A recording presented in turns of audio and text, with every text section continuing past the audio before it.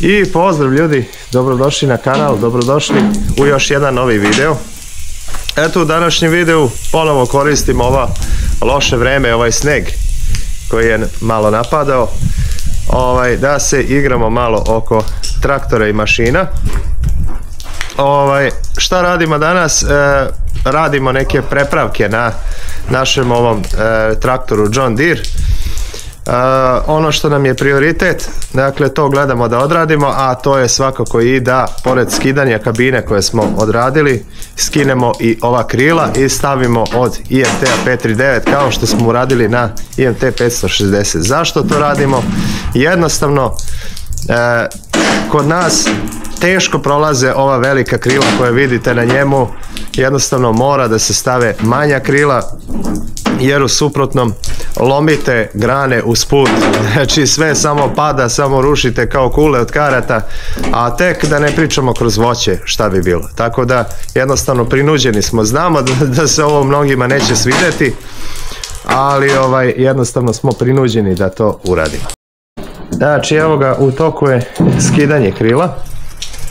Vidite, sad mora ovo plekče ovamo da se skine koje povezuje sa pragovima krilo i naravno ova su već odvijena ovdje, ovi nosači. Ovo dole što je palo dole, to su nosači za lance, evo su šrafovi koji drže nosače za krila, a evo ovdje s ove strane je već jedno skinuto. Vidite ovo ovako, kad vidim da Rumuni voze traktore bez krila, uhvatim se za glavu, stvarno. Traktor ni na što ne liči bez krila.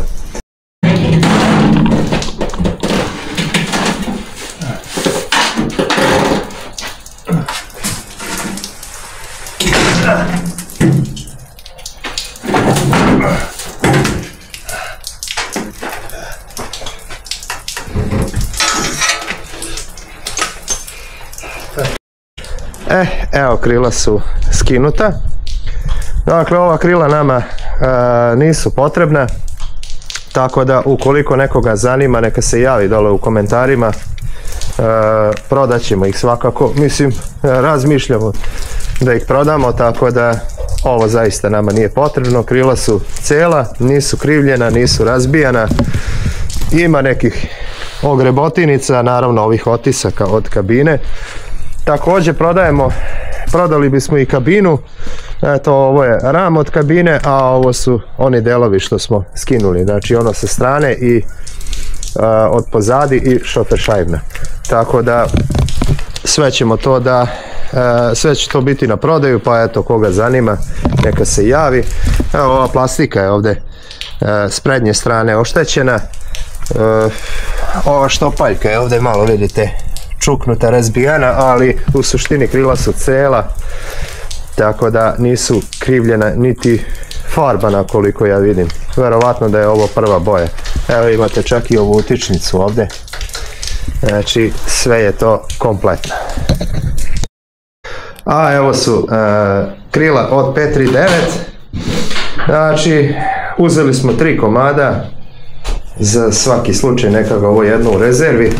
Znači, evo vidite, krila su zdrava, izgleda da ni ona nisu farbana, skinuta sa IMT-a, tako da, naravno, pre nego što ih namontiramo treba da ih ofarbamo. Evo su i ovi nosači, tako da bez njih naravno nema ništa.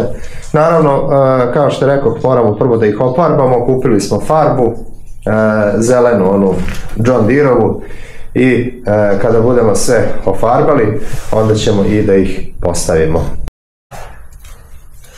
Evo ga, farbanje krila. Znači, pre toga je malo očetkano, da se malo skine ova neka površinska korozija koja je bila tu na nekim mestima, naročito ovdje dole u dnu, gde se obično i pojavljuje korozija zbog zadržavanja blata i vode. I evo ga, sada farbamo sa ovom zelenom John Deere-ovom farbom. Dakle, radimo to četkom, jer je to radna mašina i onako će da se izgrebe to sve ponovo. Ima dosta granja koje smetaju tamo putevima našim, niko to niti krči niti seče, a i zakačinjač je kada se nešto bude radilo kroz voće u trešnjama i kajsijama. I evo jedno krilo smo postavili. Znači vidite, ovo sada dole što smo dodali, to su nasači od IMT 558. Znači, da ne bismo pravili, ovo nešto smo staro imali u rezervi, tu u garaži. I naravno to smo sada iskoristili da postavimo ovo krilo. Ovaj dole nosač, znači to je jednostavno napravljeno od komada gvožđa, od ploče. Šrafovi naravno su ovi originalni. Tako da, eto vidite kako je se to uklopilo. Evo vidite sa strane ovako kako to sada izgleda.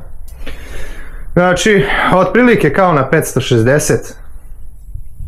To izgleda, možda je na 560, možda malo više ovo prekrivalo, ali eto, to je to, što se tiče toga. Znači, jednostavno moramo tako da uradimo, jer ona krila koja prekrivaju ovo gore, mi smo imali u planu da to spustimo malo, međutim onda smo vidjeli da ram jednostavno ne može da se šteluje i onda smo morali da uradimo ovako nešto. Znam da se ovo mnogima neće svidjeti, ali šta da radimo, eto od ove mašine ćemo napraviti baš neku univerzalnu mašinu da može i kroz voće i da može i u šumu. Evo, postavljamo drugo krilo. Znači stavit ćemo prvo ovaj nosač, vidite ovdje dole, znači on se prvo postavlja pa ćemo onda da šrafimo krilo. Evo vidite, znači provlačimo sada šrafove, ove dugačke i odozdo ide ovaj nosač ovdje, a vidite ovo su novi šrafovi za krilo. Sad malo farba pravi problem, mora to malo da se čukne, ali evo ga prolazi. Evo ga, stežemo šrafove, znači ima 4 šrafa, vidite koliko su oni dugački, dole su matice i sad odozdo to treba da se stegne.